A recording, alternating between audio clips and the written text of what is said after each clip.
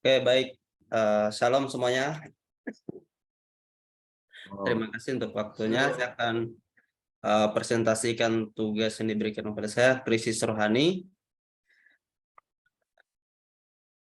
Ya, abstraknya dalam tujuan penulisan ini untuk menjelaskan krisis rohani yang terjadi di kalangan orang Kristen. Pertumbuhan iman orang Kristen pada saat ini diduga ada kemerosotan dalam pertumbuhan iman mereka. Karena tidak membangun hubungan yang baik dengan Tuhan, mereka menjauhkan diri daripada Tuhan. Seharusnya sebagai pengikut Kristus tidak menjauhkan diri dari perkumpulan-perkumpulan atau ibadah, persekutuan-persekutuan dengan sesama seperti ada tulis di dalam Alkitab. Dalam penulisan ini, penulis menggunakan pendekatan deskriptif kualitatif dengan mengumpulkan data melalui atur perpustakaan seperti Alkitab, buku-buku, majalah, jurnal, serta media sosial yang berhubungan dengan topik yang sedang dibahas.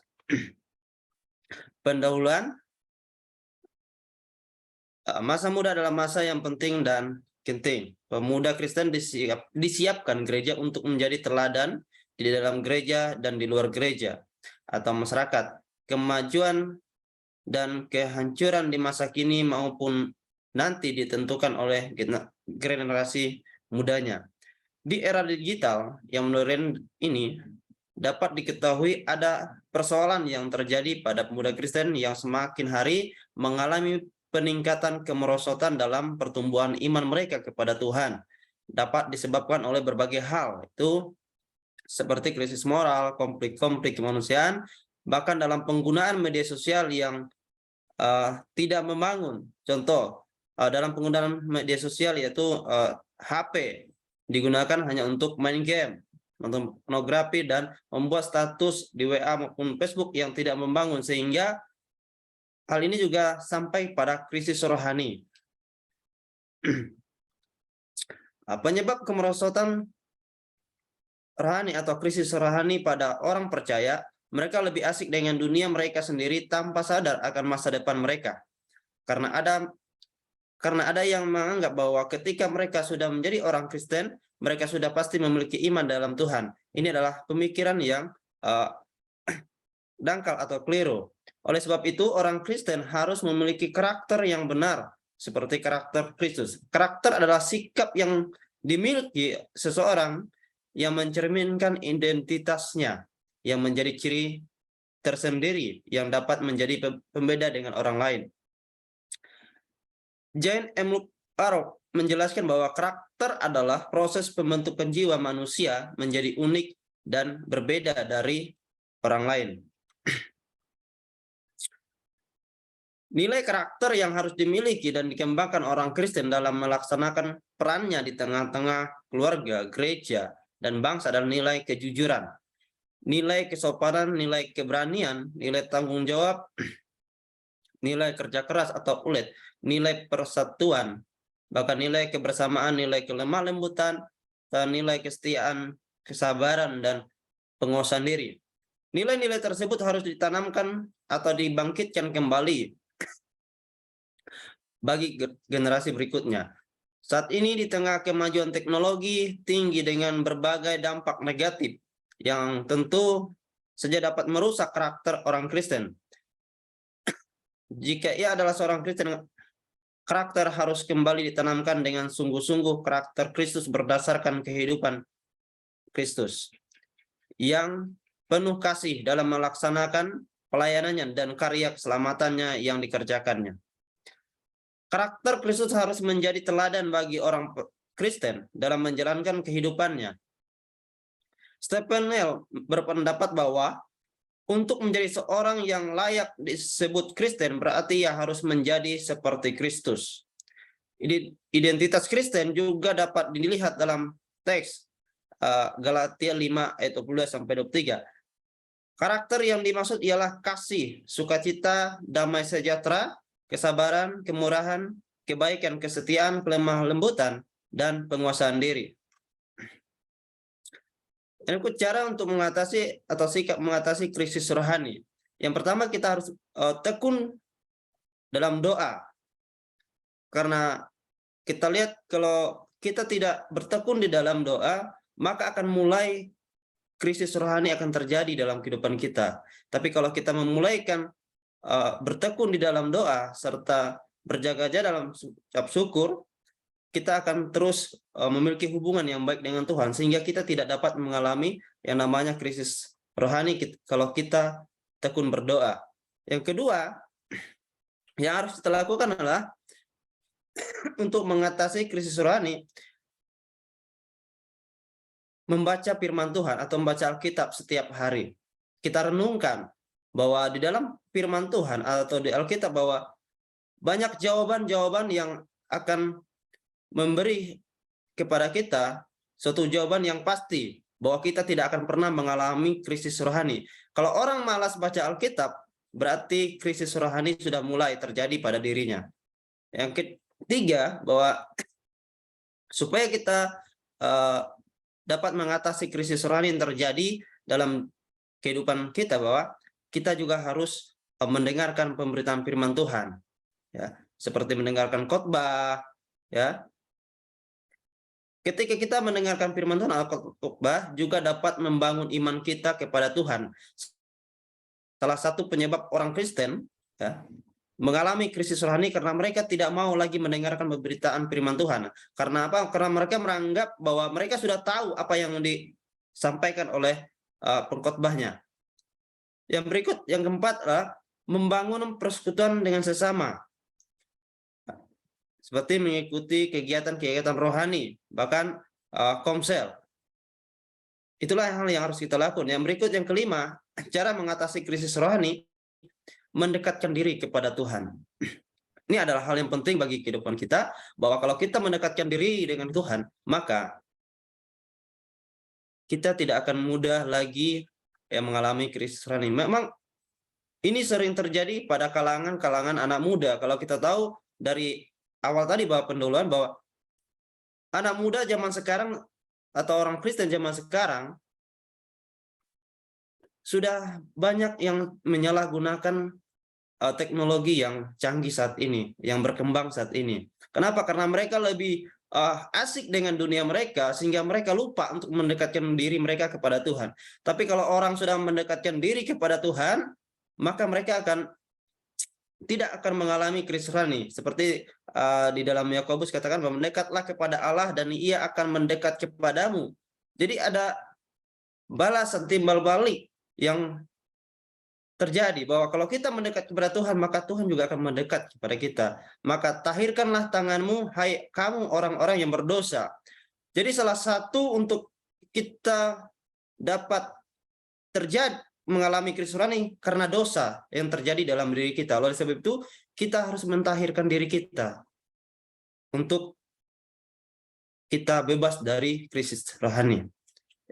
Yang berikut, yang keenam, tidak meninggalkan pertemuan-pertemuan ibadah. Seperti dalam Ibrani 10 ayat 5 katakan bahwa kita harus ada perkumpulan ibadah, harus ikut. Ya. Kita harus meninggalkan kefasikan dan keinginan dunia kita. Seperti Titus 2 ayat 12 katakan, bahkan ibadah juga memberikan keuntungan yang besar. Jadi adalah salah satu supaya kita tidak mengalami krisis rohani juga kita harus memberikan karena ibadah juga memberikan keuntungan kepada kita, seperti 1 Timotius 6 ayat 6 sampai ke 12. Bahkan ibadah itu berguna dalam segala hal, ya, karena mengandung janji yang baik untuk hidup ini maupun untuk hidup yang akan datang. 1 Timotius 4 ayat 8. Ya. Inilah yang 6 cara yang dapat saya sampaikan di sini untuk mengatasi krisis rohani. Ya. Berikut kesimpulan. Bagaimana supaya orang percaya atau orang Kristen tidak mudah jatuh dalam kemerosotan rohani atau krisis rohani? Tetaplah berpegang teguh pada firman Tuhan yang mengajarkan bahwa tetap tekun dalam berdoa. Dalam Kolose 4 ayat 2. Serta mendekatkan diri kepada Tuhan. Ya. Seperti yang sudah dijelaskan bahwa Yakobus 4 ayat 8a, serta menjauhkan diri dari hal-hal yang tidak membangun iman percaya pada Tuhan Yesus. Orang Kristen harus tekun beribadah kepada Tuhan dan memiliki persekutuan yang benar dengan Tuhan supaya tidak dapat digoyahkan oleh hal-hal yang ingin menjauhkan dirinya dari persekutuan. Orang Kristen yang saat ini ada yang sedang mengalami krisis rohani karena mereka menjauhkan diri dari Tuhan. Sudah malas berdoa, malas membaca Alkitab, malas sosial di era digital seperti HP saat ini. Oleh sebab itu, mari kita sebagai orang percaya, bangunlah hubungan yang benar dengan Tuhan. Demikian presentasi yang dapat saya sampaikan. Jika ada masukan tambahan dari Bapak Ibu, dipersilakan. Oke,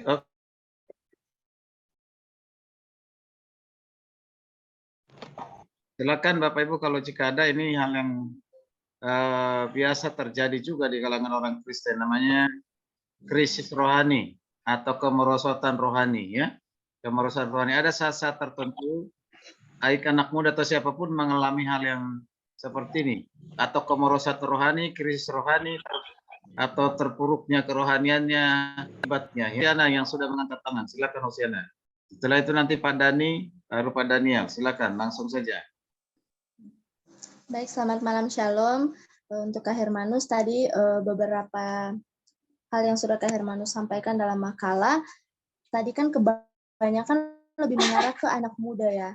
Sedangkan kalau orang Kristen atau orang percaya itu banyak juga yang orang tua maksudnya. Dalam hal ini saya bertanya bagaimana jika kemerosotan rohani itu terjadi orang tua.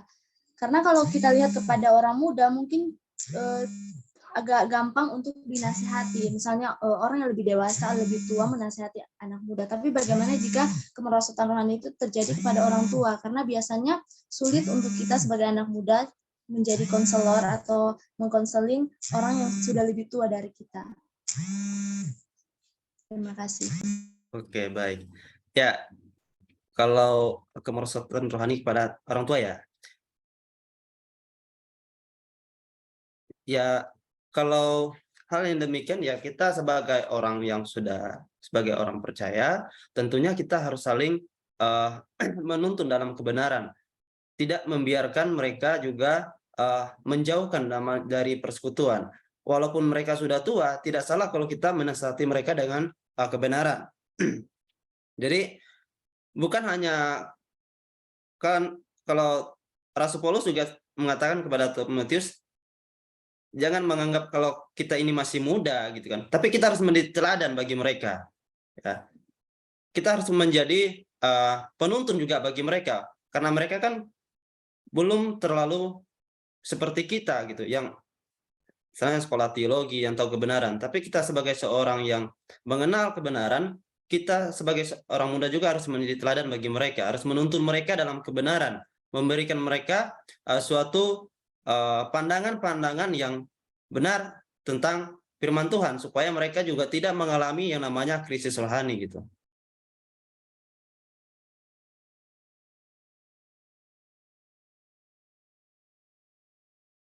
Gimana Hosiana? Kalau mungkin ditambahkan Pak Dani, silakan. Oke, baik, terima kasih.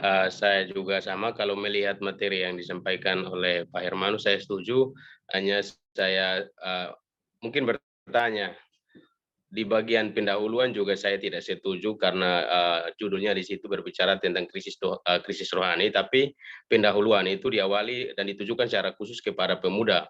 Sedangkan saya berpendapat bahwa maksudnya menurut pandangan saya secara pribadi, kalau berbicara tentang krisis rohani itu kan secara umum siapa saja berpotensi untuk mengalami krisis itu. Jadi untuk bagian pendahuluan itu saya pikir tidak cocok, ataupun mungkin dalam hal ini Pak Hermanus memiliki sebuah mungkin Pak Hermanus ada pengertian atau pemahaman tersendiri, makanya menaruhnya di bagian situ. Atau bagaimana, saya mohon penjelasan dari Pak Hermanus. Terima kasih. Kan dilihat dari kehidupan yang zaman sekarang itu yang lebih condong meninggalkan Tuhan, yang menjauhkan diri dari Tuhan itu adalah anak-anak muda. Kalau kita tahu bahwa anak muda zaman sekarang mereka lebih condong menggunakan media sosial itu untuk hal-hal yang tidak berguna. Mereka lebih fokus pada media yang mereka gunakan untuk main game. Mereka bisa main game itu sampai 24 jam, tapi untuk mendekatkan diri kepada Tuhan, untuk memiliki persekutuan dengan Tuhan itu nggak ada. Tapi yang harus kita ketahui bahwa kita sebagai generasi muda harus lebih lagi mendekatkan diri kepada Tuhan, karena itu yang akan menentukan masa depan kita, yang akan menentukan kehidupan kita di akan masa mendatang gitu, Pak. Bukan berarti saya mengabaikan yang lebih tua, ya, tapi ini memang umumnya gitu. Oke, maksud saya di sini saya tidak berbicara tentang konteks ini, tapi saya berbicara tentang bagaimana korelasi antara pendahuluan daripada Bapak dengan tema di atas, karena itu berbeda sekali. Seperti yang tadi saya katakan bahwa berbicara tentang krisis rohani, semua orang berpotensi. Itu semestinya kalau menurut saya Bapak harus memulainya juga dengan krisis rohani, karena topik pembahasan Pak di situ. Jadi ini dua pembahasan yang menurut saya berbeda. Kalau dikaji tentang pemuda ya kayaknya kurang cocok. Mungkin Pak dosen bisa memberikan masukan juga buat kita. Terima kasih. Oke. Baik, sebelum ke Pak Daniel, ya mungkin Saudara Hermanus ini menyesuaikan diri dengan dirinya sebagai anak muda. Ya. Terus yang kedua, observasinya tadi banyak anak-anak muda. Nah, cuma tidak penyesuaian di makalahnya ataupun di artikelnya ya. Kalau misalnya ada suatu penekanan pembahasan saya di artikel ini khusus krisis rohani untuk anak muda ataupun pemuda usia sekian gitu. Sehingga sinkron nanti dengan pembahasan yang berikutnya sampai kepada suatu kesimpulan gitu. Karena ya dengan begitu dibatasi sehingga tidak perlu ada muncul pertanyaan kalau ini pemuda saja yang mengalami seperti itu, semua usia bisa mengalami hal seperti itu ya. Nah, semua usia bisa mengalami namanya krisis rohani. Jangankan jemaat awam atau jemaat biasa, muda-muda, hamba Tuhan pun bisa saja udah mulai malas berkhotbah ke sini ke sana PK-nya hanya sedikitnya, sini ke sana PK-nya hanya sedikitnya, gitu kan malas nah gitu cari PK yang besar. Ya ada krisis itu ya nggak mau lagi gitu, tapi diantara kita nggak ada yang seperti itu ya itu mungkin ya harus dibatasi saja ya atau dikembangkan pembahasan ke seluruh umum atau secara umum gitu ya, kalau Anda mau secara khusus pada pemuda ya dibatasi, jadi ada pembatasan dalam pembahasan gitu ya. Oke. Baik Pak Daniel, silakan. Daniel Marjimin. Dari tadi senyumnya terus begitu tuh. Sebelah silakan. Apa yang mau disampaikan Pak Daniel? Ngelek kayaknya itu, ngelek sinyal. Menghilang. Sinyal itu. Sinyal. Sambil menunggu. Ya. Krisis Pak Hermanus, izin tanya Pak Hermanus. Mengalami. Silakan Pak, pendapat singkat padat. Pak Hermanus tadi dalam makalah itu yang untuk mempengaruhi krisis yang karena Pak Hermanus ini buat khusus buat pemuda kebanyakan itu untuk mengalami krisis rohani itu juga dipengaruhi oleh situasi lingkungan Pak. Contohnya gak usah jauh-jauh, saya kasih contoh diriku, seorang anak hamba Tuhan. Saya juga pernah mengalami krisis karena lingkungan, banyak tukang rokok, banyak tukang minum tua, mabok. Iya, jadi itu mungkin salah satu masukan dalam makalah bahwa itu lingkungan sangat mempengaruhi buat anak muda itu kekeringan rohani atau krisis rohani. Mungkin itu aja masukan Pak Hermanus, makasih. Baik, Iya, Pak. saya belum selesai Pak Hermanus tadi ya. Salam Pak Hermanus. Ya, salam, Pak. Iya, yang tadi pemudanya diganti orang Kristen saja supaya tidak menimbulkan polemik. Yang kedua, kemarin itu kan Pak Hermanus secara tidak sengaja nyanyi ya di dalam ini itu ya. Kenapa itu hanya doa, Alkitab, praise and worship-nya kok nggak ada di situ? Jadi mohon ditambahkan supaya kan ada kuasa dalam pujian tuh Pak, ada kuasa dalam pujian dan penyembahan itu membuat hati lebih lega, itu akan mengurangi krisis. Iya, terima kasih Pak, Tuhan Yesus memberkati.